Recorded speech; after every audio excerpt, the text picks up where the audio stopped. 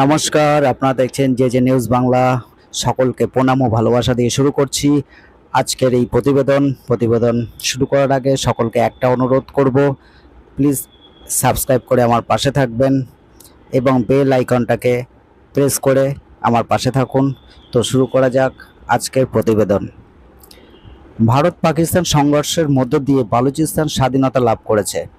রাতে ভারতের সাথে যুদ্ধ করার সময় খবর ছড়িয়ে পড়ে যে বালুচ লিবারেশন আর্মি বালুচিস্তানের কোয়েটা শহর দখল করে স্বাধীনতা ঘোষণা করেছে। ইতিমধ্যে বিখ্যাত লেখক মীর ইয়ার বালুচ তার সোশ্যাল মিডিয়ার মাধ্যমে বালুচিস্তানের স্বাধীনতা ঘোষণা করেছে। লেখক দাবি করেছেন যে এই মুহূর্তে ভারতের উচিত স্বাধীন বালুচিস্তানকে স্বীকৃতি দেওয়া। তিনি জাতিসংঘের কাছেও স্বাধীন বালুচিস্তানের স্বীকৃতিও চেয়েছেন। বালুচ বিদ্রোহীরা দীর্ঘদিন ধরে পাকিস্তান থেকে স্বাধীনতার জন্য লড়াই করে আসছে। ভারত ও পাকিস্তানের মধ্যে চলমান সংঘাতের মধ্যে লক্ষ্যটি অর্জিত হয়েছে বলে দাবি করা হচ্ছে। বুধবার বালুচিস্তানে পাকিস্তানি সেনাদের উপর দুবার আক্রমণ করা হয়েছে। বোলানের সোরকান্দেতে একটি রিমোট নিয়ন্ত্রিত আইইডি দ্বারা সেনাবাহিনীকে কনভয়টি বিস্ফোরিত হয়। এই মামলায় কমপক্ষে 12 জন পাকিস্তানি সেনা কর্মকর্তা এবং বেসামরিক নাগরিক নিহত হন। তাদের মধ্যে ছিলেন স্পেশাল অপারেশন কমান্ডার তারিক ইমরান এবং সুবেদার ওমর ফারুক। সৈন্যদের ব্যবহৃত গাড়িটি সম্পূর্ণ ধ্বংস হয়ে যায়। একই দিন দুপুর 2:40 নাগাদ কেশরের কুলগাঠি গ্রামে একটি রিমোট নিয়ন্ত্রিত আইডি বিস্ফোরণ ঘটে। বোমা নিষ্ক্রিয়কারী দলের 2 কর্তা নিহত হন।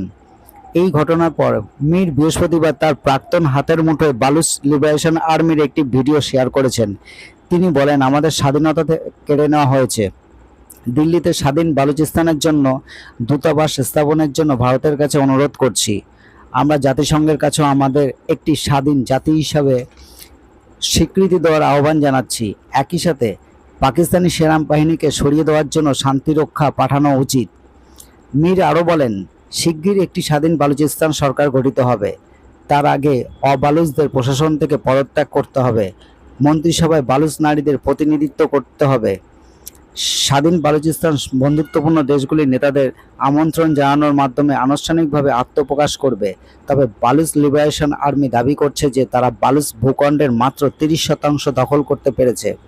ভারত পাকিস্তান সংঘর্ষের ফলে পুরো বালুচ ভূখণ্ড কি নিয়ন্ত্রণে আসবে, সেই প্রশ্নও রয়েছে। আপনারা চিন্তা করুন তো, পাকিস্তান খোদ নিজের ঘরের লোকেদের সাথে লড়ে উঠতে পারছে না, সে ভারতের সাথে কি লড়বে? খুব শীঘ্রই পাকিস্তান টুকরো টুকরো হতে চলেছে, এটা আমরা সবাই দেখতে পারবো। নির্লজ্জ পাকিস্তানে এটাই হওয়া উচিত। সবার লাস্টে একটা কথাই বলবো, যারা ভারতে থেকে ভারতের খেয়ে ভারতে পড়ে যারা ভারতকে বদনাম করার চেষ্টা করছেন, এই ঘরের শত্রু বিভীষণকে আমাদের খুঁজে বার করে উচিত শিক্ষা দিতে হবে। জয় হিন্দ, জয় ভারত। আজ এটুকুই, দেখা হবে নেক্সট ভিডিওতে। ধন্যবাদ।